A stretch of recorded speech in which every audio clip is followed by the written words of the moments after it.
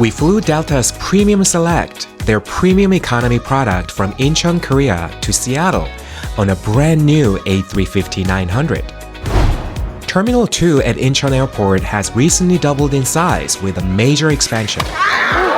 It was really cool to walk around and explore the new sections. It is the home of Delta, Korean Air, and other SkyTeam Alliance members. This 5-month-old A350-900 features their special livery celebrating 100 years of flying, and today we're lucky enough to be on this new aircraft. Boarding started on time. The staff here are so friendly and professional. I really appreciate their warm hospitality. And as Premium Select passengers, we had Sky Priority, which allowed boarding with Group 2. We were so excited to see the new design. And here comes Delta Premium Select on a 5-month-old A350-900 with the updated design and configuration. My first impression, really positive. The seat design has changed from the dark navy blue leather with diamond stitching and a charcoal gray headrest to a cleaner, more modern look and feel in dark gray. I like this new style. It feels timeless and sleek. And honestly, it just felt great stepping onto a plane that's this new. We had seats 20A and 20B right in the first row of Premium Select. This cabin had a total of 40 seats arranged in a 2x4x2 configuration. Most Delta A350s have 48 Premium Select seats, but in this new layout, they've reduced it by 8 to make room for more business class seats. Overall, it's comfortable and supports your back pretty well, but it's still not quite as plush or embracing as what you might find on Lufthansa or British Airways premium economy seats. The seat controls are built right into the center armrest, and they're some of the most intuitive I've ever seen. You get 38 inches of legroom and 18.5 inches of width, with a recline of up to 7 inches. Here's what it looks like when the passenger in front reclines. It doesn't go back a lot, but the good news is that your space isn't invaded as much at all, and it's still significantly more than the economy seats. Since we were in the first row, we had tons of legroom, which made the whole flight feel that much more comfortable. The Amenity kit was handmade by someone somewhere, a Mexico-based artisan collective. Inside, you'll actually find the name of the person who made it. This kind of small detail actually makes you feel special. Inside the Amenity kit, you'll find a toothbrush and toothpaste, lip balm, an eye mask, and an earplugs. Along with the kit, they provided bottled water, a noise-canceling headset of surprisingly good quality, and a pair of sleepers. These are the very same ones that they hand out in business class. I absolutely loved them. The memory foam pillow was large and supportive. I would say the pillow was one of the best, and the blanket was soft and kept me warm throughout the flight.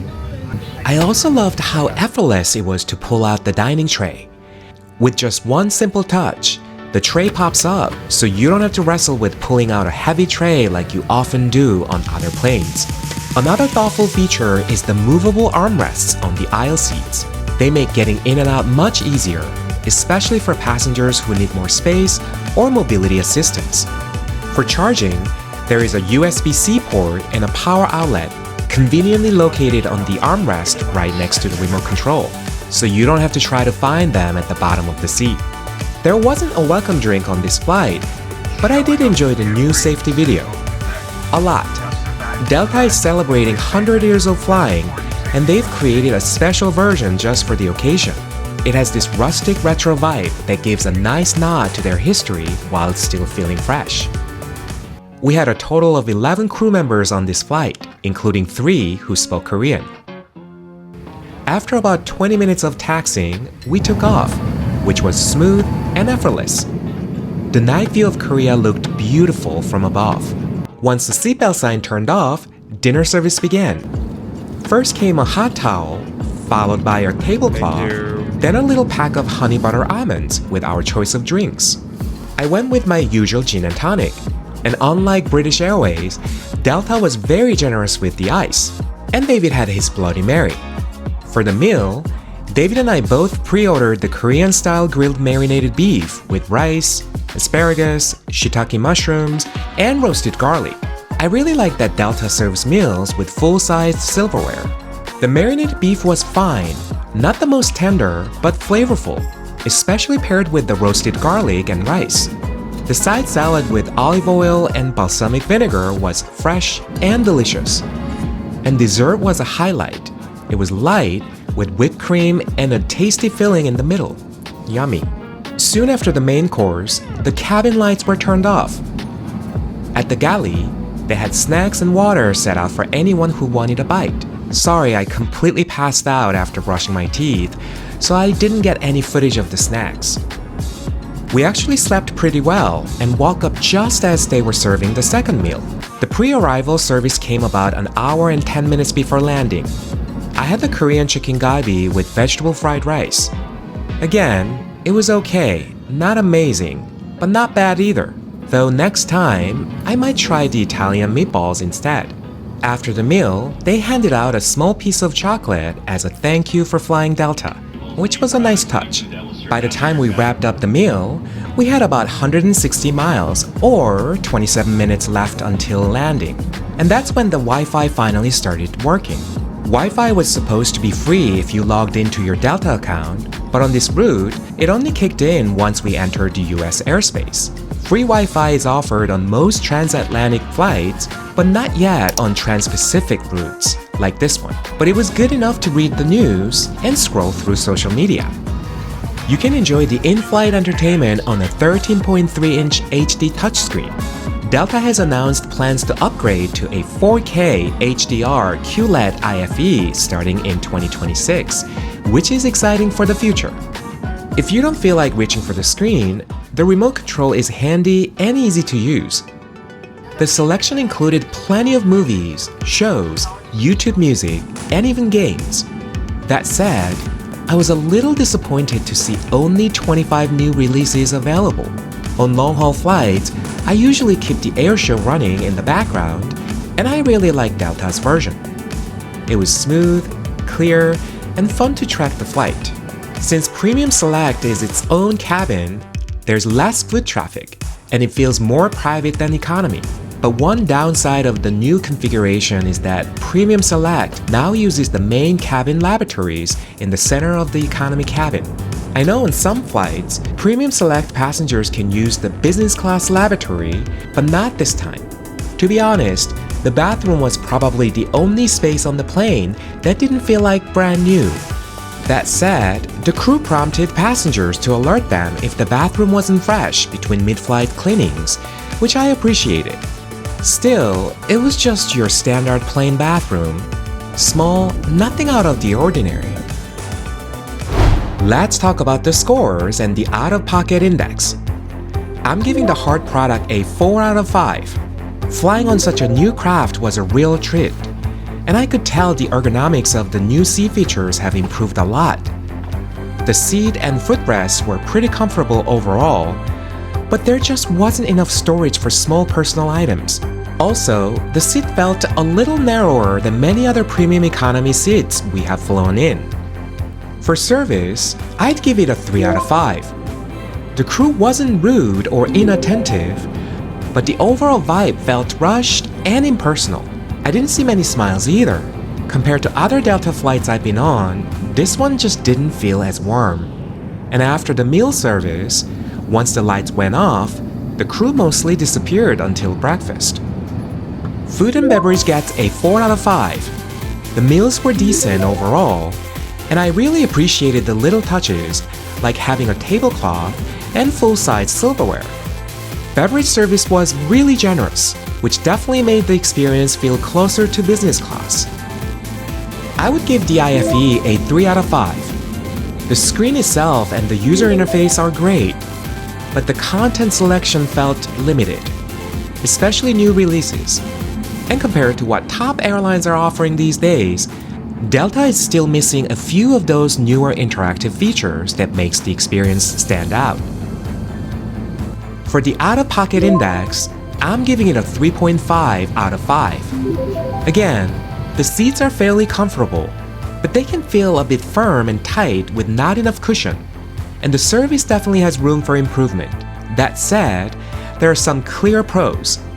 What I loved is that Delta treats Premium Select more like a business light rather than just an upgraded economy seat.